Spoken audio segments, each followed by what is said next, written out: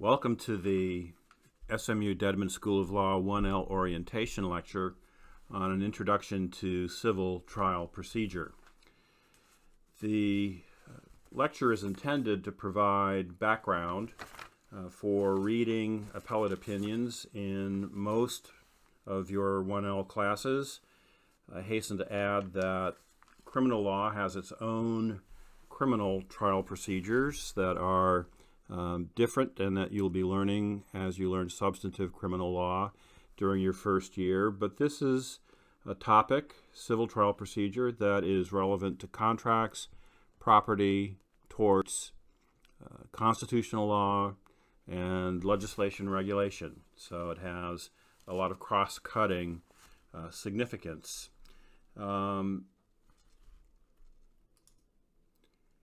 As you know from having viewed Professor Thornburg's lecture on how to brief a case, and I hope you have had a chance to review the lectures that she's prepared on that topic, you're well aware that the primary material that we use for teaching in the first year, and indeed all 3 years of law school, are appellate opinions that are packaged in casebooks. And those appellate opinions are used to teach the substantive law covered by a particular course. But in reading appellate opinions, it's really important to understand what each part of the appellate opinion does and how to analyze those parts. I count 8 parts of an appellate opinion. I lump together into one the caption of the case, the names of the parties, the name of the court. The name of the judge writing the opinion is usually included, and sometimes the names of other judges on the panel will be included as well, those who joined in the majority opinion or those who concurred or dissented. In addition, the court will review the factual basis for the dispute between the parties. What does the plaintiff say? What does the defendant say? That gives rise to the court's recitation of the legal basis for the claims and defenses presented by the parties. And then the court often will include the procedural history of the case. How far did it get? What were the major procedural events in the case? And ultimately, what are the rulings in the case that need to be reviewed? Those rulings are going to be brought up by the appellant in its points of error, and the appellate court will analyze the points of error to determine which ones it agrees with. This part of the court's case, the reasoning, is the heart and soul of the opinion that you're reading, but it's almost unintelligible without understanding the 5 other incidents of the appellate opinion that precede it. Once the analysis is concluded, the court's going to reach a conclusion about who should win or lose and then dispose of the case. The disposition might be an affirmance, it might be a reversal back to the trial court with instructions to undertake further proceedings not inconsistent with the appellate opinion. There are a variety of dispositions available to the court, at which point the appellate case is over, at least for the time being. I think there are at least 3 reasons to care about the procedural history of a case. The first of those is definitional. Every student of the law, everybody reading an appellate opinion, owes it to himself or herself to understand every word and phrase in the opinion. If it refers to widgets and you don't know what a widget is or how it works, you need to look it up. If there's a reference to a word or phrase, either in English or in a foreign language that you haven't encountered before, we need to look it up. And if there's a procedural event that is not familiar, you need to look it up. Problem is that I think it's often harder to get a true appreciation for the significance of the procedural event simply by looking it up in a dictionary. And so this lecture is intended to some extent, supplement the definitional approach to reading an opinion by giving you a solid grounding in civil trial procedure. The second reason is decisional. I think that every motion, every objection occurs at a moment in time. That each one of those motions and objections has a particular meaning, seeks particular kinds of relief, and is subject to certain rules of the road for that motion or objection. All of that fits together into a decisional challenge to the trial judge who has to rule on the motion or objection. And so understanding what that particular procedural device is and means is a really important part of reading an appellate opinion. And then finally, there's a practical reason for knowing about the procedural history of a case. And that practical reason has to do with the common sources of trial court error. That is, in figuring out where trial courts might go astray, it's in their rulings on motions and objections, and it's important to understand what those potentially reversible rulings on motions and objections might be. The appellate court's job is the mirror image, and that is to answer the question, did this trial judge commit reversible error in ruling on one or more motions or objections? And again, the appellate court's job is tied directly to the ruling on the motions and objections that occurred in a moment in time, in a particular procedural posture or context with certain rules that apply to that motion or objection. Thinking a little bit further about common sources of trial court error, by way of summary, the key to understanding appellate opinions is understanding when during the litigation process various motions are made, what types of decisions or relief the various motions seek, and what the legal rules are for a trial judge who has to decide different types of motions and objections. And once we understand those aspects of trial court rulings, we'll be able to understand better what an appellate court is doing.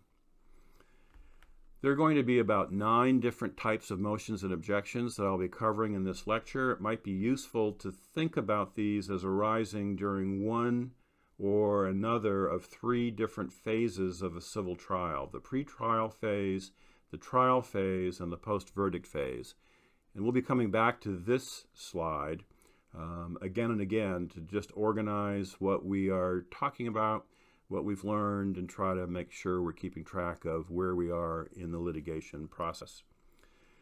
But before the pretrial phase, I think it's important to remember that every case starts with something that happened that caused some kind of legal injury to the interests of the plaintiff, or at least allegedly did so. A case that we're going to be talking a little bit more about throughout the lecture is one where a driver of a stolen car drove through a red light at a high rate of speed and smashed into the car of the plaintiff. And this gives rise to a plaintiff's claim against the defendant driver as well as the defendant owner of the car, as we'll see in just a minute. Every case starts with a complaint. Pleadings are the documents that frame the issues for decision, actually for trial and then for decision. And the complaint in this case might read something like this: the defendant Adams stole the car that was owned by the defendant Jones. Adams drove that car through a red light into an intersection. At the same time, the plaintiff Paulson was distracted by a flying insect inside the car and did not see Adams running the red light. Adams smashed into Paulson's car at a high rate of speed. The result of that was that Paulson suffered physical injury to himself as well as property damage, and as a result of all of that, the plaintiff seeks monetary damages, money, that is owed by Adams and Jones, the 2 defendants, to Paulson to make him whole. The defendant has a couple of things he can do in response to the complaint. One of those is to file a motion to dismiss the complaint on one of 2 bases, typically. The first is that the complaint is legally insufficient. And when we say the complaint is legally insufficient, what we're saying is that even if all of the factual assertions in the complaint are accepted as true, the complaint still fails to state a claim. It fails to state a legally valid claim. Now, it might be, for example, that there are 5 elements to the claim and only 4 elements are addressed in the complaint. That would be a legally insufficient complaint. In our case, involving the intersectional accident, the owner of the car, Jones, might well argue in a motion to dismiss the complaint that the complaint does not allege that he was negligent in any way. It doesn't say that his behavior fell below the reasonable standard of care that we expect of car owners. It doesn't say he left the car engine running. It doesn't say that he left keys in the ignition. It doesn't say he did anything wrong or bad. It just says that he's the owner of the car. And he might, on that basis, argue that the complaint should be dismissed. There's a second basis for filing a motion to dismiss a complaint, and that is if the complaint includes a complete defense to the claim. So, for example, in a small number of states in the United States, contributory negligence on the part of the plaintiff is a complete bar to recovery. Now, that rule's been abolished almost everywhere, but in the few states where it remains, it is possible for a defendant to argue, for example, in our case, that driving while distracted constitutes contributory negligence on the part of plaintiff Paulson, and that the case should be dismissed based on that contributory negligence. The complaint, in other words, includes a complete defense to the claim. Again, only available in a few states.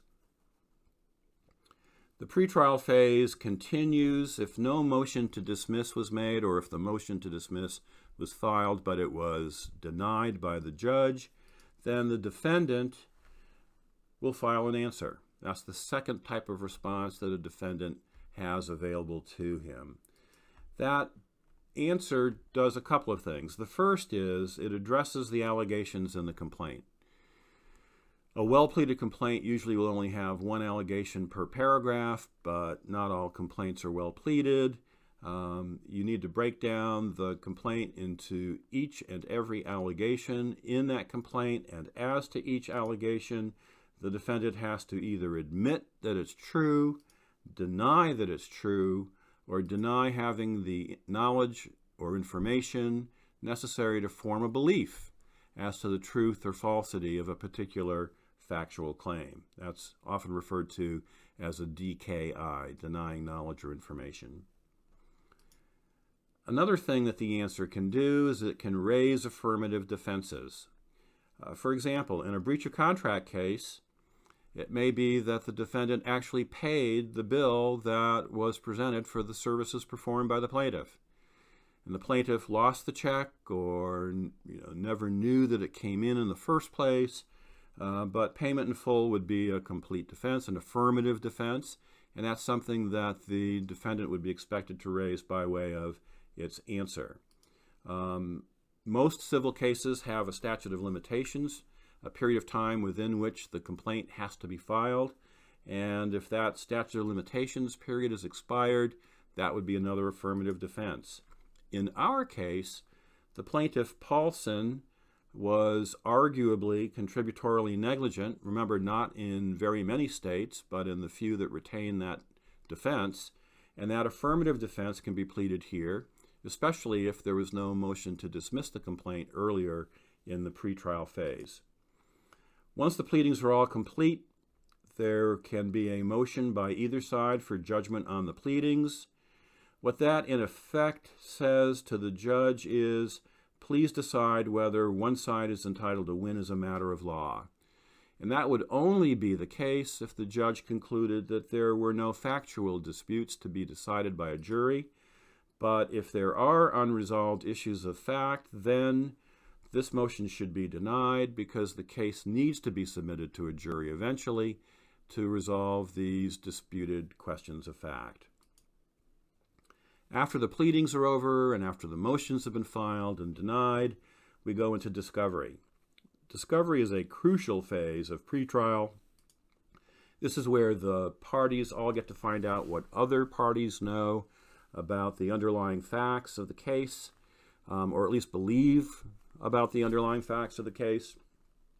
There are lots of ways to uncover these beliefs, and you've probably read about some or all of these in news accounts of trials. Depositions, interrogatories, requests for admission, demands for documents. These and many more are devices for discovery by which the parties can learn about what the case is all about. They can correct their own misperceptions about what the case is about. They can reevaluate the case in terms of what it's worth, what their chances are of winning or losing, how much they're likely to recover or not. The discovery phase feeds into all of those considerations and calculations. After discovery, one party or the other or both might file for a motion for summary judgment. The motion for summary judgment is a little complex. What it argues is that if there are no disputed issues of material fact, and if the moving party is entitled to judgment as a matter of law, which is based on, obviously, the law, but also on the absence of disputed issues of fact, then the motion for summary judgment should be granted. But if it's the case that there are disputed issues of material fact, or, with or without those issues, the moving party is not entitled to judgment as a matter of law, then the motion for summary judgment should be denied. If we put all of what we've just reviewed under the heading of pretrial phase, here's what our summary page looks like so far. We've considered the motion to dismiss the complaint, a motion for judgment on the pleadings, and a motion for summary judgment. These are the three most common pretrial motions and rulings on motions that we're likely to encounter in an appellate opinion in any of our civil classes.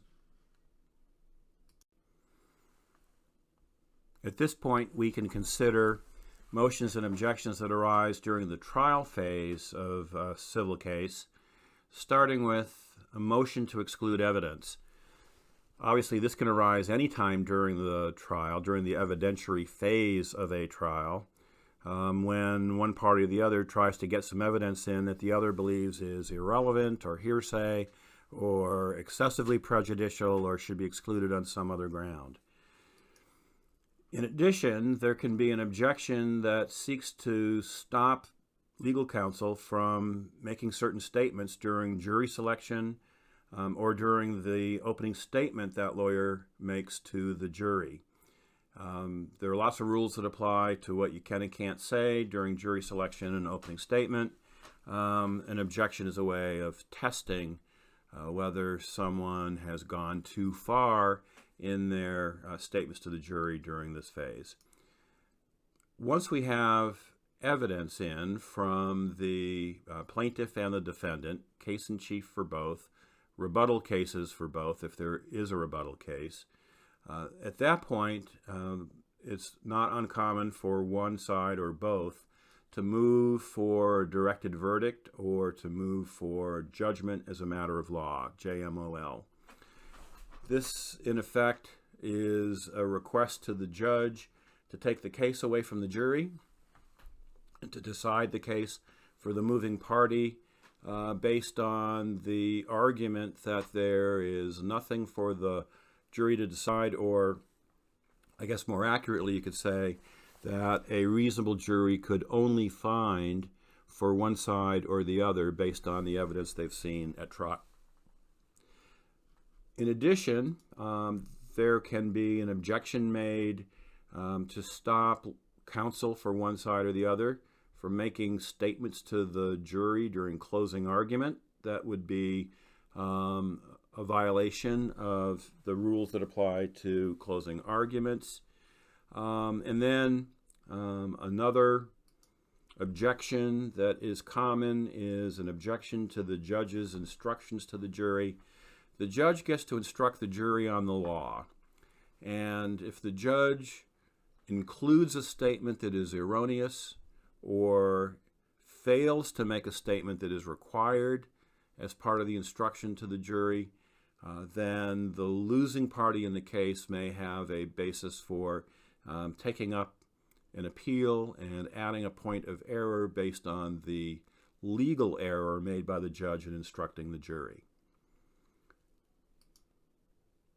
So now, in addition to our pretrial phase and 3 motions that we've previously considered, we can add in 2 motions and 2 objections: motion to exclude evidence, objections to statements made during jury selection, opening statements, and closing arguments, motion for judgment as a matter of law, and objections to jury instructions as common rulings on motions or objections that get raised in appeals in our cases in torts, contracts, property, constitutional law, and leg reg.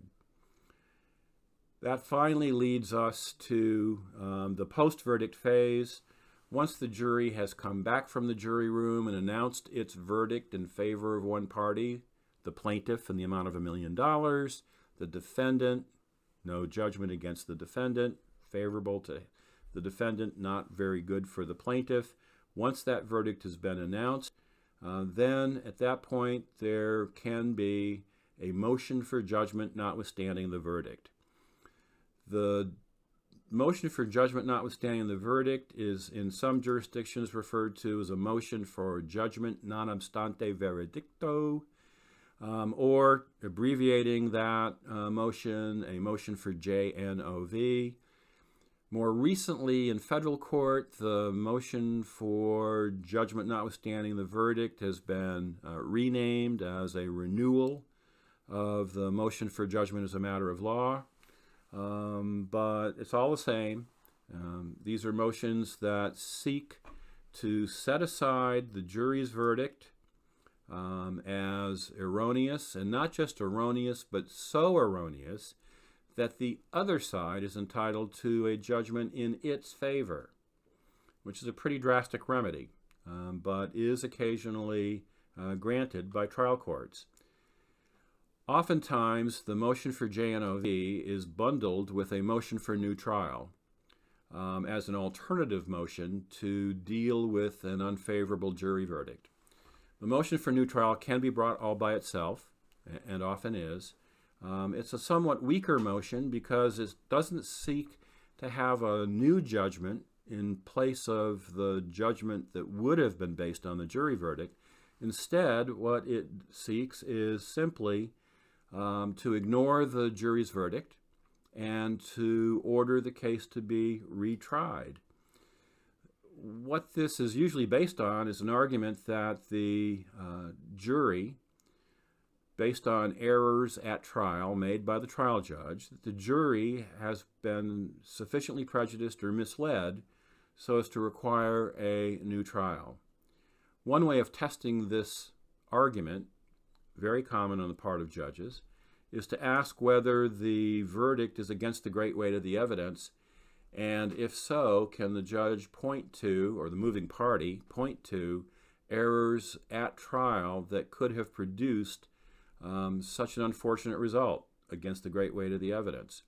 Obviously, if the judge believes that the verdict is against the great weight of the evidence and that that is somehow tied to or is caused by errors at trial that might have prejudiced or misled the jury, then this motion should be granted. Otherwise, it should be denied. And so, to summarize, based on our trustee summary slide, in addition to 3 motions at the pretrial phase and to 2 types of motions and 2 types of objections at the trial phase, we can now add 2 post-verdict motions, coming up with a total here of 9 motions or objections that can arise during 3 phases of a civil trial and that are the most frequently encountered motions, objections, and rulings by trial judges on appeal. With that, this lecture is over. I wish you all the very best in your first year and continued studies here at the SMU Dedman School of Law.